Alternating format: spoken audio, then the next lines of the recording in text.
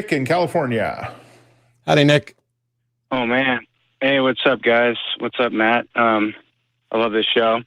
So yeah, I had a thought. I'm a theist, and I've been, just grappling with like living in a world full of, all these ideas about what theism is and atheism and all that, how they kind of compete with one another. But I had a thought as a theist I feel like there's maybe some misunderstanding in a lot of ways about or contradiction of what how theists talk about God, and my point in this is that I don't think God necessarily needs to be proven or can be proven, and I say this as a theist. And I was just wondering, Matt, or both of you, just how my argument sounds to you. So what argument? Saying basically that I don't think. So I'm just basically saying that I don't think God needs or can be proven as. Define God. Theist. Define God. Okay, great. Yeah. Let me do that. And so I'm going to use basically what I call like the American Christian God. Is Which that one? Which version? The American Christian God? That's the most bizarre. Look, okay, let's pause for just a second, Nick, because I don't want this call to be a train wreck, and I don't want you to embarrass yourself. And I realize that you're just kind of fumbling to do this. Generally stated, when we say define God, there is the God of classical theism, the Omnimax God, or there is the God of the Bible, and then you'd have to get more and more specific. You instantly got more. Hang on, don't just say okay. Let me finish, because I'm agreeing with you and helping you out. You got more specific than. I'm saying. Oh my God! Stop interrupting. It just makes everything worse when you interrupt. You were more specific than anybody I've ever asked to define a God on your first outing. The American Christian God. The problem is that despite being more specific on your first guess than anybody else, or your first attempt than anybody else, you didn't give me any useful information about the characteristics or qualities of God, because there's no such thing as the American Christian God. There's no such thing as the Austin, Texas Christian God. There's not even such a thing as the 5th Street, Austin, Texas Christian God. And there's not really such thing as the First Baptist Church on 5th and whatever in Austin, Texas Christian God. None of those are qualities of a God. So we need qualities of God in order to assess it. Okay. My apologies. No, it's fine, because one of the things is what you're trying to get to is that you don't think that God can be proven. Well, for most definitions of God, I think that you're correct. And I think that most definitions of God persist because they are intentionally unfalsifiable. God hides. God works in mysterious ways. We're not quite sure what God is. We're not quite sure what God would do. If I pray and I get better, maybe God did it. Maybe he didn't do it.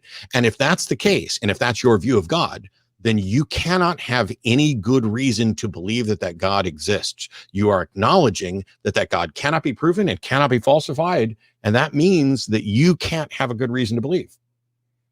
So in order to have a good reason to believe, you have to define a God and then provide evidence and argument to show that God is real or likely real. Yeah, sure. Definitely. So what are we going to do? Okay. So, okay, then I guess I'll just start with my God. The God I'm talking about is the God of the Bible. Okay. So you think your God is the creator of the universe? I think he's a character in a literary work of historical fiction and mythology.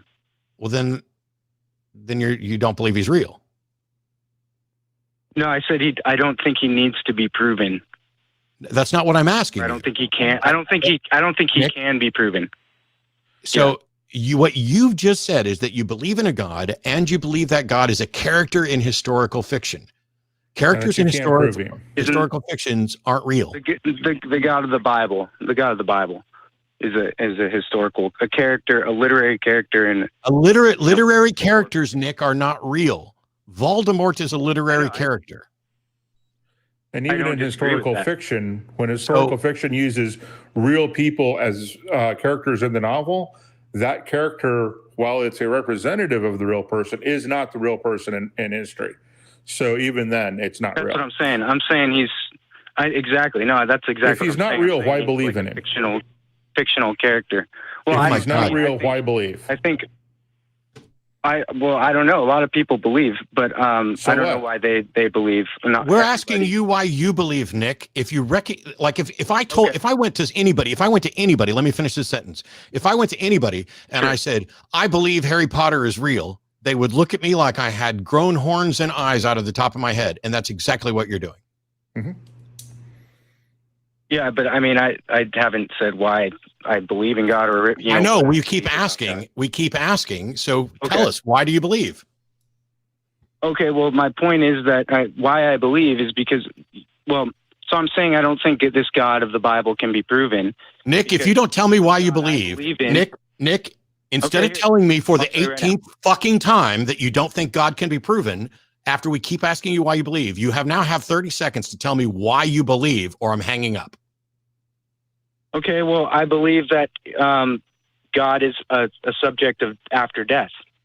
That is what you believe. Nick, you now have 20 seconds to tell me why you believe. Why I believe? Because that's the fucking question I've been asking for 10 minutes. Or however long. Okay. Well, the God of the Bible says, calls himself what? Like the Redeemer. So he redeems people's lives. He keeps their bodies and their souls alive. That's what Nick, I am the governor of the universe. Nick, I am the governor of the universe. Do you believe me? Sure.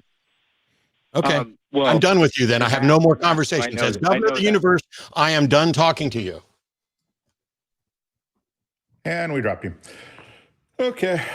I'm so glad that Nick believes I'm governor of the universe, and that Nick will evidently believe any fucking old thing that happens to that is claimed by somebody. Ooh, the God of the universe, or the God in the Bible says he's the Redeemer, and Matt says he's the governor of the universe. Woo! Me and the God of the Bible are going to have a come to Jesus meeting. We could but hope for that. I'd like that televised. I don't know about everybody else.